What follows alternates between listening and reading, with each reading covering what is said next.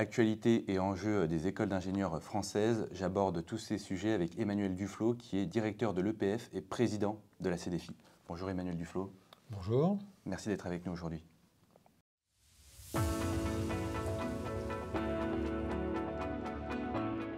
Emmanuel Duflot, vous avez pris vos nouvelles responsabilités de président de la CDFI en juin dernier. Est-ce que vous auriez un mot déjà pour parler de ces nouvelles responsabilités et surtout de vos ambitions à la tête ? Oui, donc la responsabilité de président de la conférence s'inscrit dans les missions de la conférence, c'est-à-dire que ce que je vais avoir à porter comme président et ce que la conférence a apporté, c'est tout d'abord de porter la voix des écoles d'ingénieurs auprès de l'ensemble des institutions, qu'elles soient françaises ou européennes, et notamment lors des différentes réformes qu'il va y avoir. Mais c'est également de faire la promotion, de mieux faire connaître les écoles d'ingénieurs et de mieux faire connaître également ce que sont les formations d'ingénieurs auprès du grand public et auprès des jeunes, je dirais forcément, qui sont nos premières parties prenantes. Voilà. Alors pour ce qui est des grands enjeux de la CDFI, il y avait plusieurs éléments que j'ai pu porter devant les écoles au moment où j'ai candidaté. Le premier, c'était d'inscrire pleinement les formations d'ingénieurs et les écoles d'ingénieurs dans l'espace européen, et notamment en parlant de diplôme européen. Aujourd'hui, le diplôme d'ingénieur est très reconnu au niveau français. Le métier d'ingénieur est sous-tendu par différentes formations au niveau européen, et il est important pour le diplôme d'ingénieur, finalement, et pour ceux qui vont être diplômés au niveau d'un diplôme d'ingénieur, de pouvoir finalement se retrouver totalement dans l'espace européen. Un des deuxièmes enjeux, c'est de faire reconnaître que l'ensemble des écoles d'ingénieurs ont une implication très forte dans le domaine de l'ingénierie, des sciences, des technologies.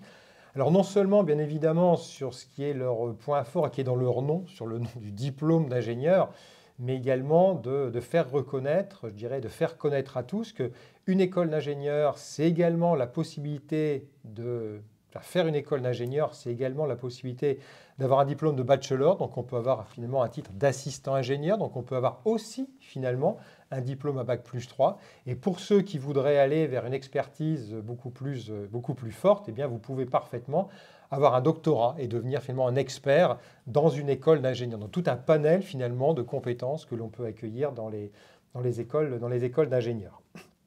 Un des enjeux également sur lesquels on pourra peut-être revenir, c'est les questions, je dirais, de financement, puisque former un ingénieur, c'est quelque chose qui coûte. Vous avez des plateformes technologiques, vous avez ce qu'on appelle des moyens lourds finalement, et donc il y a la question du financement auquel on pourra ajouter finalement ou raccrocher les questions de l'apprentissage, par exemple.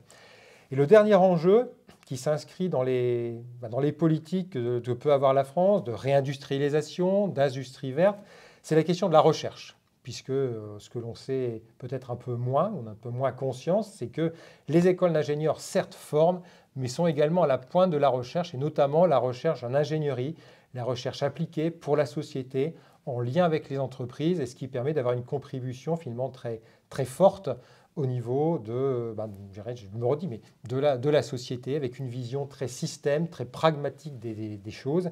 Et ça c'est quelque chose que l'on doit encore plus porter au niveau de la société et des écoles d'ingénieurs. Voilà les grands enjeux qui ont été portés et qui sont à venir pour la CDFI. Merci pour cette réponse.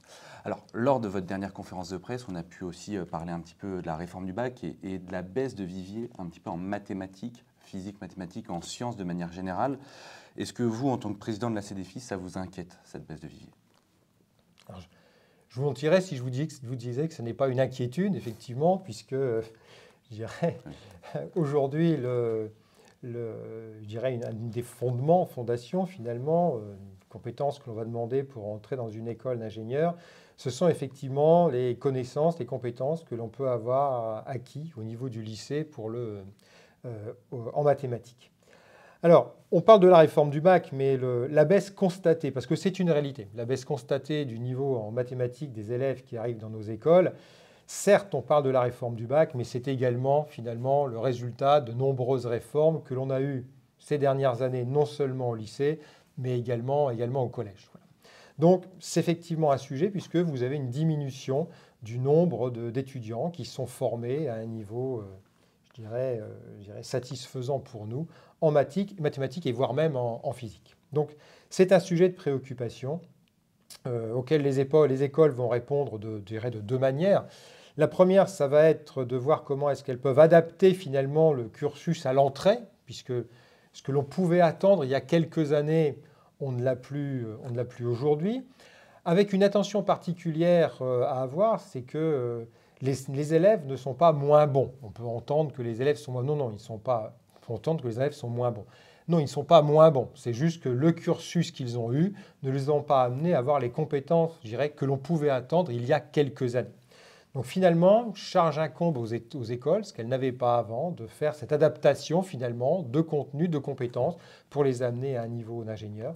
Et le deuxième enjeu, ça sera l'élargissement du vivier, c'est que finalement, comment est-ce que l'on peut former un ingénieur? Donc c'est toute là la pédagogie qui est derrière, comment est-ce qu'on va pouvoir former un ingénieur qui a fait moins finalement de mathématiques ou de physique. Effectivement, alors vous aviez évoqué lors justement de cette conférence de presse que l'État vous demandait à terme de former plus d'ingénieurs. Avec cette baisse de vivier, est-ce que ça va être possible? Est-ce bien raisonnable? Alors, est-ce bien raisonnable? Je dirais qu'il le faut. Quand on voit les besoins que l'on a dans la société, dans les entreprises, quand on voit également les immenses enjeux que l'on peut avoir du point de vue sociétal en termes de transition écologique, de développement durable, je dirais l'ingénierie va être au cœur de tout ça. Donc, est-ce bien raisonnable? Je dirais oui, parce qu'il le faut. Maintenant, vous l'avez bien compris par rapport à ce que j'ai pu vous dire précédemment, ce n'est pas quelque chose qui va se faire sans difficulté. Donc, charge à nous finalement, alors à inciter finalement l'État à investir toujours plus dans les écoles d'ingénieurs et charge à nous également à trouver les solutions pour élargir le vivier. Alors, élargir le vivier, on a les questions d'attirer plus de jeunes femmes également vers le métier d'ingénieur parce que là, il y a un vivier qui est important.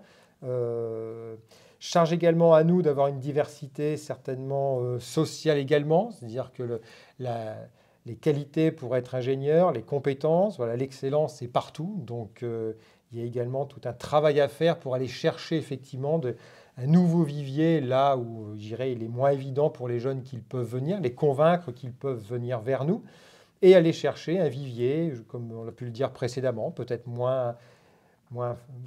qui s'est moins formé aux mathématiques, à la physique, plus original, pourrait-on dire, dans notre domaine, mais que l'on pourrait néanmoins mener vers un diplôme d'ingénieur. Parfois, on parle d'attractivité, notamment des classes préparatoires aux grandes écoles. Quel est votre avis un peu sur ce sujet? Alors effectivement, les classes préparatoires aux grandes écoles sont naturellement très liées aux écoles d'ingénieurs, puisque aujourd'hui, elles représentent un tiers finalement du vivier des écoles d'ingénieurs, donc c'est quelque chose qui est important. Et je dirais, les classes préparatoires aux grandes écoles, comme les écoles d'ingénieurs, finalement, se voient confrontées à une problématique qui est celle d'attirer plus d'étudiants qui vont être, je dirais, eux-mêmes attirés par les sciences, les technologies et l'ingénierie. Et je dirais que les écoles d'ingénieurs, tout comme les classes préparatoires, nous avons un objectif finalement commun, c'est de démontrer à ces jeunes générations qui sont en quête de sens véritablement, notamment sur toutes les questions sociétales, de transition écologique, et bien de leur montrer, peut-être même de nous adapter tous pour leur montrer que nous sommes effectivement, nous, au cœur de ce qui va les intéresser sur ces notions de transition énergétique, transition écologique, finalement de pouvoir aller au travers des sciences, technologies et de l'ingénierie vers un monde finalement plus durable qu'ils aspirent et en tout cas qu'ils nous démontrent vouloir aspirer. Vous en avez rapidement parlé tout à l'heure, mais sur les jeunes femmes qui s'orientent en école d'ingénieur, là aussi, quelle est votre analyse? Est-ce qu'on voit une progression ces dernières années? Alors, il n'y a pas de progrès, on ne voit pas malheureusement de progression en termes d'attractivité des jeunes femmes vers les métiers de l'ingénierie, en tout cas vers les écoles d'ingénieurs. Hein. Dans les écoles de la CDFI, dans les formations d'ingénieurs, on a une stagnation aux alentours de 28%. Alors, bien sûr, qui évolue, ce n'est pas la même en fonction du fait qu'on a des écoles de chimie, biologie ou des mathématiques ou informatique, mais néanmoins, on ne voit malheureusement pas, je dis malheureusement pas, de tendance positive dans ce sens. C'est un véritable sujet. Donc, il y a les choses que l'on peut faire à court terme, hein, donc d'aller au plus proche finalement de ces élèves de terminale, voire même de collège, pour leur de nouveau montrer qui nous sommes, montrer à quel sens on peut donner à nos formations de nouveau par rapport à leurs aspirations. Nous avons également des implications dans des opérations nationales comme Tech pour toutes, pour montrer de nouveau ce que nous sommes, comment la technologie peut apporter à la société et finalement surtout démontrer que ces métiers de l'ingénierie et des technologies sont aussi bien évidemment des métiers pour les jeunes femmes. Ça, c'est ce que l'on peut faire à court terme. Et ce sur quoi nous insistons également auprès de l'État, c'est que si l'on veut véritablement arriver à cette parité de 50%, 50%, il y a un travail de fond. Il y a un travail de fond à avoir bien en amont, dès le plus jeune âge, voilà, même dans le primaire, pour redonner le goût des sciences, des technologies, avec des programmes où on va prendre le temps d'expliquer finalement ce que sont les choses, de faire comprendre les choses, pour que, je dirais, les élèves, mais dès l'école primaire, finalement, comprennent et le goût des sciences, technologies pour venir par la suite dans nos écoles et dans les écoles d'ingénieurs. Donc vous voyez, c'est vraiment un processus à la fois de court terme, mais je dirais que le véritable enjeu, c'est celui de long terme dès le plus jeune âge. Merci encore une fois pour toutes ces réponses. Alors, parmi les autres sujets évoqués lors de cette conférence de presse de la CDFI, il y a eu donc cette apparition un petit peu ces dernières années de nouvelles formations privées, lucratives, parfois pas reconnues, notamment ces formations en ingénierie. Là aussi, en tant que président de la CDFI, que demandez-vous au ministère et êtes-vous inquiet de ce nouveau phénomène? Alors, je suis inquiet parce qu'en fait, elles peuvent conduire à des formations qui ne seront pas des formations de qualité et pour lesquelles il peut y avoir tromperie sur l'objectif. Alors, la tromperie étant que, après avoir payé cette formation, eh bien, le jeune finalement concerné n'aura pas d'emploi. Donc, il y a nécessairement une inquiétude parce que c'est une réalité aujourd'hui. Donc, ce que l'on demande à l'État, et finalement le fruit de la réflexion qu'on peut avoir sur cet établissement, c'est que finalement le garant de la qualité et le garant de l'information de la qualité. Nous avons effectivement des organisations qui jouent sur le mot ingénierie, voilà, des écoles d'ingénierie. Bien faire attention, une école d'ingénierie n'est pas une école d'ingénieur. Une école d'ingénieur, c'est quelque chose qui a un sens. Et donc finalement, de tout un chacun de bien voir finalement si dans ce qu'on va lui proposer, et c'est là où l'État devra faciliter ce travail-là des parents, des élèves, qui n'est pas simple, c'est qu'au-delà finalement du programme qui peut promettre de belles choses, eh bien, il y a une qualité de formation. Une qualité de formation, ça veut dire qu'il y a bien une ou des équipes pédagogiques, il y a une pédagogie, il y a finalement également des locaux derrière. On ne peut pas être une école d'ingénieurs s'il n'y a pas de plateforme technologie, voilà, si on n'est pas au plus proche finalement de ce qu'est l'objet d'ingénierie.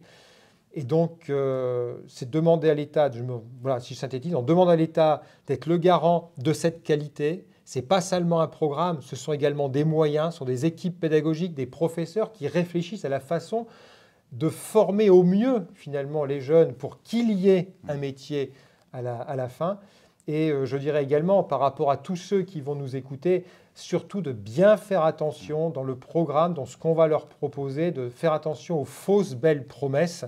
Nos écoles d'ingénieurs sont évaluées par la CTI, par d'autres organismes. Elles ont des labels de qualité qui permettent de garantir qu'il y a une pédagogie et pour lesquelles il y aura bien un emploi à la fin de la formation. Est-ce que la récente plateforme qui a été annoncée par le ministère va dans ce sens? Est-ce que ça vous convient ou est-ce que ça risque, au contraire, comme certains le disent, de complexifier encore avec tous les labels qui existent? Je dirais la plateforme en elle-même, alors, je dirais que c'est une amélioration, c'est une avancée, puisqu'effectivement, ça permettra aux familles de voir effectivement quelles sont justement ces formations qui ont ce label de qualité dont je parlais. Donc effectivement, en ce sens, c'est une avancée. Maintenant, ce n'est une avancée que si ça va de pair avec une communication très claire sur ces différents labels pour que l'ensemble des familles s'y retrouvent entre RNCP, SPIC, CTI, DNM, Diplôme national de master. Voilà, il faut véritablement qu'il y ait une clarification et un travail de clarification à ce sujet. Merci Emmanuel Duflo encore une fois pour toutes ces réponses. On arrive déjà au terme de notre échange. Est-ce que vous auriez voilà, un dernier mot, des derniers sujets que vous souhaiteriez évoquer aujourd'hui à propos de la CDFI et des écoles d'ingénieurs? Alors peut-être deux choses sur revenir sur le fait sur que le métier d'ingénieur est un métier qui n'est pas genré, c'est un métier d'hommes et de femmes. Donc si je voulais revenir sur une première chose, c'est réinciter effectivement, redire que les métiers d'ingénierie sont des métiers qui sont passionnants et qui sont autant pour les hommes que pour les femmes. Et de dire également que ces métiers de l'ingénierie, nos écoles d'ingénieurs sont véritablement au cœur également des transformations que vivent nos sociétés, qu'elles soient écologiques, et qu'elles soient numériques, qu'elles soient en termes d'énergie. Si demain, effectivement, et demain il faut produire, je dirais mieux, si demain il faut produire avec un coût énergétique moindre, donc une sobriété, ce sont aussi les ingénieurs qui permettront de construire cette société-là qui se voudra durable. Voilà. Et c'est aussi l'enjeu de nos écoles aujourd'hui de le faire, tout en accompagnant au mieux nos élèves ingénieurs et l'ensemble de nos étudiants pour qu'ils aient une vie d'étudiant, une expérience étudiante la plus riche et satisfaisante possible. Merci beaucoup. Je crois que c'est entendu.